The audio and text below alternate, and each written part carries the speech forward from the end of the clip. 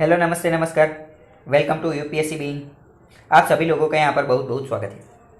आज से हम यहाँ पर एक नई सीरीज शुरू कर रहे हैं जिसके अंदर हम यूपीएससी मॉक टेस्ट सीरीज 2020 के बारे में चर्चा करेंगे। यूपीएससी मॉक टेस्ट के आधार पर आपको यह पता चलेगा कि किस प्रकार के क्वेश्चन पूछे जा सकते हैं। यह किसी भी प्रकार की प्रीलिम्स एग्जाम के लिए आपको बहुत ही हेल्प रूप रहेगी। ठीक है, कोई भी अगर आप स्टेट पीसीएस की तैयारी कर रहे हैं, यूपीएससी, या फिर अगर आप कोई भी ऐसी प्रिपरेशन कर रहे हैं जहां पर एमसीक्यू पूछे जाते हैं, कोई भी गवर्नमेंट जॉब की आप तैयारी कर रहे हैं, तो यह सभी एग्जाम के लिए फॉर ऑल द एग्जाम यह जो सीरीज है यह आपके लिए हेल्प रूप रहेगी। So I am the Hardik Parmar and let us start our journey towards the success. आज से जो सबसे पहला क्वेश्चन है उसी से शुरुआत करते हैं। तो यहाँ पर आप सबसे पहला क्वेश्चन देख सकते हैं। तो सबसे पहला क्वेश्चन क्या आप बोल रहा है कि चूज द करेक्ट स्टेटमेंट। यहाँ पर आपको करेक्ट स्टेटमेंट पता करना है।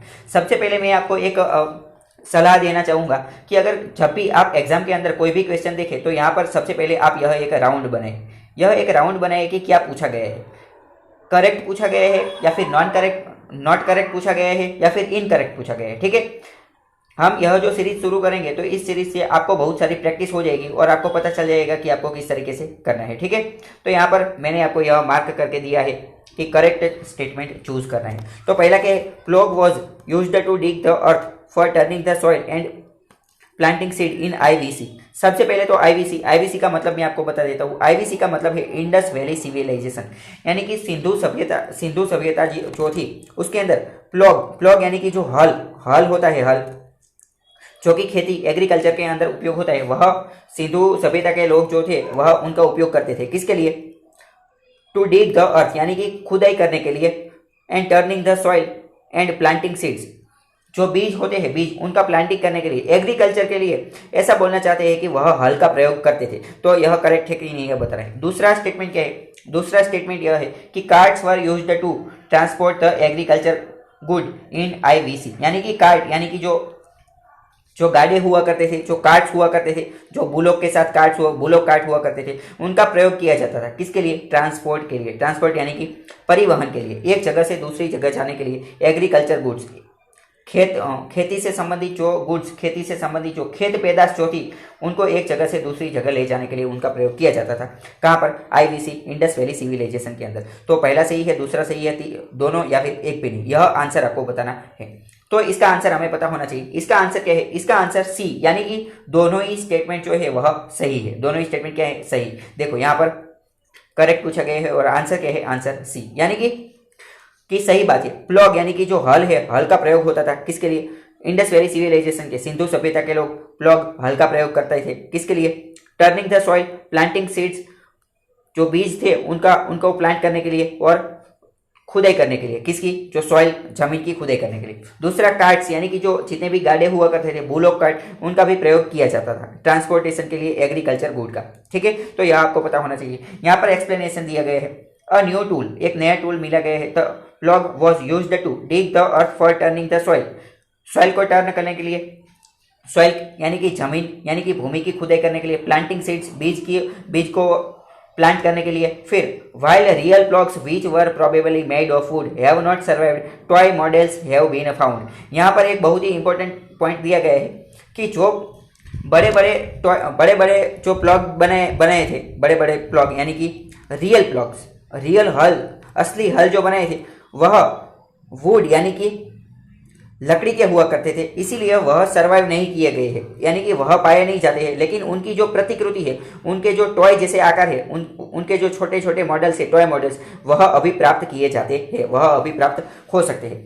तो आपको ऐसा भी स्टेटमेंट पूछा जा सकता है कि इंडस वैली सिविलाइजेशन में जो प्लॉग था, प्लॉग यानी कि जो हल, उनका रियल प्लॉग जो है वह पाए जाते हैं। तो गलत बात हो जाएगी, क्योंकि रियल प्लॉग नहीं पाए जाते हैं बल्कि उनके टॉय मॉडल्स पाए जाते हैं। ठीक है, तो आपको पता चला होगा। यहाँ पर आप उनके टॉय के जो मॉडल है वह भी आप देख सकते हैं, इंडस वैली सिविलाइजेशन के हैं। यह सब छोटे छोटे हैं। ठीक है, यह उनके टॉय मॉडल्स है, यानी कि एक प्रकार से जो खिलौने वाले प्रतिकृति है। दूसरा क्वेश्चन देखते हैं। दूसरा क्वेश्चन भी यहाँ पर आप देख सकते हैं कि आपको करेक्ट जो ऑप्शन है वह चूज करना है।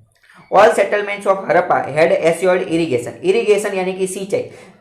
हड़प्पा की जितनी भी साइट, उन सभी के अंदर इरिगेशन यानी कि सिंचाई की सुविधा थी, उन सभी की सिंचाई की सुविधा थी। दूसरा क्या बोल रहे हैं?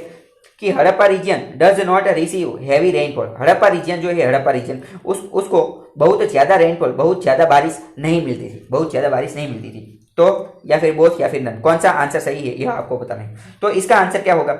इसका आंसर होगा कि दोनों ही दोनों सही है, दोनों के दोनों क्या है? सही है, दोनों के दोनों क्या है? सही है, क्योंकि all the settlements of Harappa had assured irrigation. सभी जो थी उनके पास इरिगेशन, सिंचाई की व्यवस्था थी, और हड़प्पा जो रीजन था उसको हैवी रेनफॉल, बहुत ज़्यादा बारिश नहीं मिलती थी।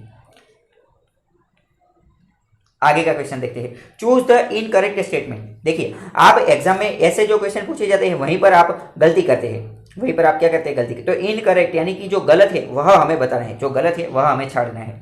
तो पहला क्या है? Women had held high position in society during early Vedic as.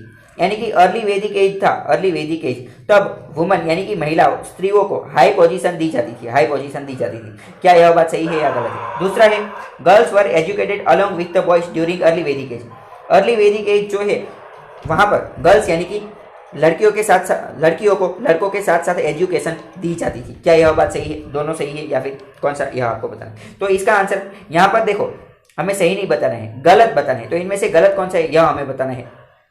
तो इसका आंसर क्या आ जाएगा?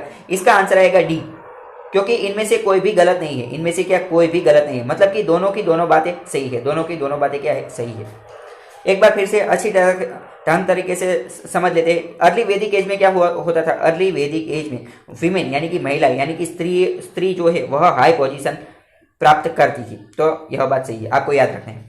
फिर गर्ल्स और बॉयज दोनों को इक्वल माना जाता था। कब? अर्ली वैदिक एज में। अर्ली वैदिक एज में गर्ल्स और बॉयज को इक्वल माना जाता था, और दोनों को एक समान स्वरूप से एजुकेशन, शैक्षणिक संस्थाओं में भाग लेने दिया जाता था। ठीक है, यानी कि एक भी गलत नहीं है। तो देखो यहाँ पर आप समझ सकते हैं, यहाँ पर इनकरेक्ट पूछा है इसीलिए आंसर डी हो गया। अगर यहाँ पर करेक्ट पूछा होता तो आंसर सी हो जाता। तो आप खेल समझ रहे, आप किस प्रकार की गेम एग्जामिनर के द्वारा खेली जाती है आप समझ रहे।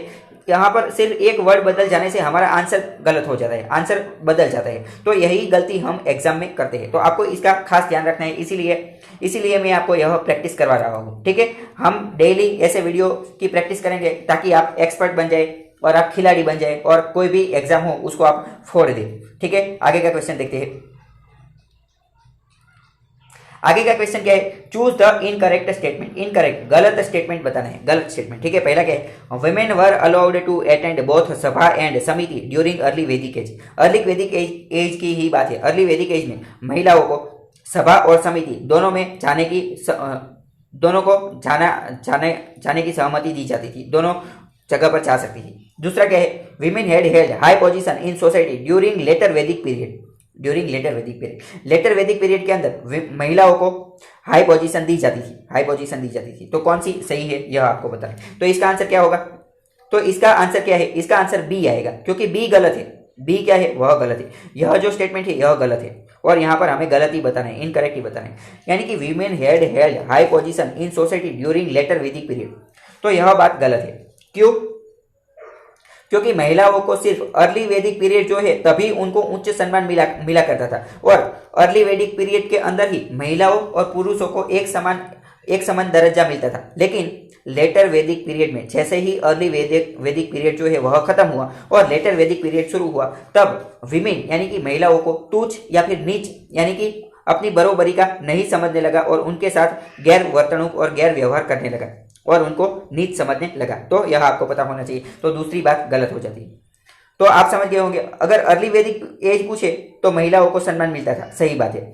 लेकिन अगर लेटर वैदिक पीरियड पूछे तो महिलाओं को सम्मान नहीं मिलता था। ठीक है, और पहला तो सही है कि हाँ ठीक है, अर्ली वैदिक एज के अंदर तो महिलाओं को सभा और समिति दोनों के अंदर जाने की अनुमति दी जाती थी। ठीक है, तो किस तरीके से यह खेल बनाया गया है यह भी आप समझ सकते हैं। अगर यहाँ पर करेक्ट क्वेश्चन, यहाँ पर करेक्ट पूछते तो आंसर ए हो जाता। ठीक है, करेक्ट पूछते तो ए हो जाता। तो किस तरीके से एग्जामिनर हमारे साथ खेल जाता है यह भी आपको पता चल गया होगा। आगे का क्वेश्चन देखते हैं। आगे का क्वेश्चन है, which of the following is not correct. Not correct जो कई बार हमें इस तरीके से भी कंफ्यूज किया जाता है। नॉट करेक्ट यानी कि हमें यहाँ पर गलत ही बताना है। नॉट करेक्ट यानी कि सही नहीं है, गलत ही बताना है। इनमें से गलत हम चूज करते हैं। पहला क्या है? Rigvedic Aryans were largely pastoral people.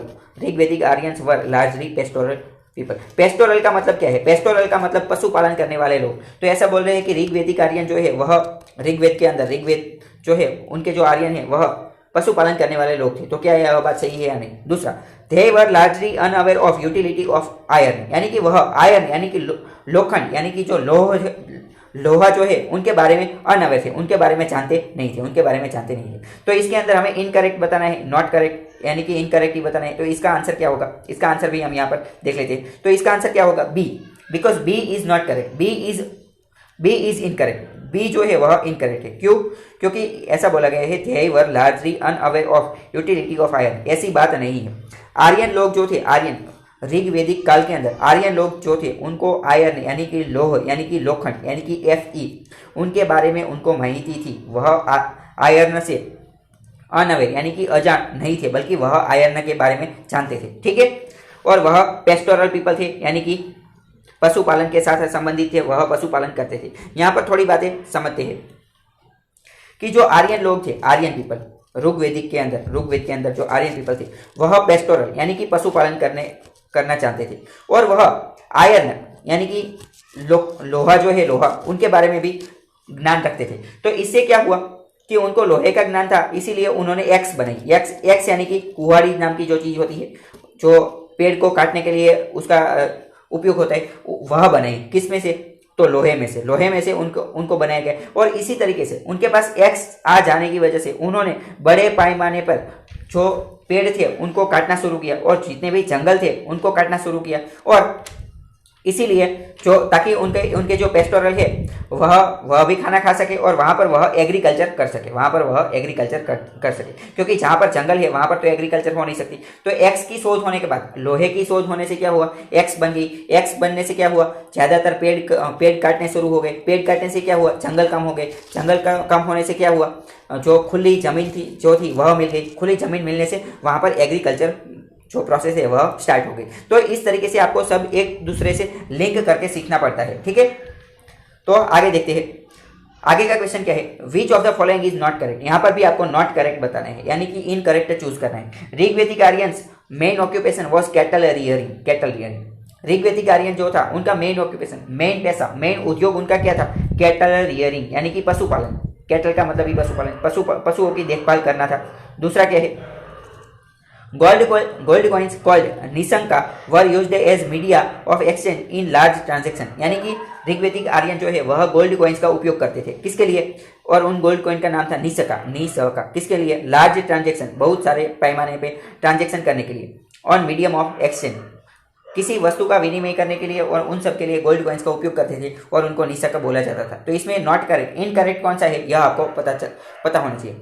यहाँ पर आप देख सकते हैं कि पहला जो क्वेश्चन है, पहला जो स्टेटमेंट है वह तो अभी हमने थोड़ी देर पहले ही डिस्कस किया है, तो आप इसका आंसर आसानी से दे सकते हैं। तो इसका आंसर क्या है? डी, यानी कि दोनों क्या है? दोनों सही है। दोनों क्या है? सही। और यहाँ पर हमें इनकरेक्ट पूछा गया यानी कि डी, कोई भी इनमें से कोई भी आंसर नहीं आएगा। अगर यहाँ पर करेक्ट पूछा जाता तो आंसर सी हो जाता।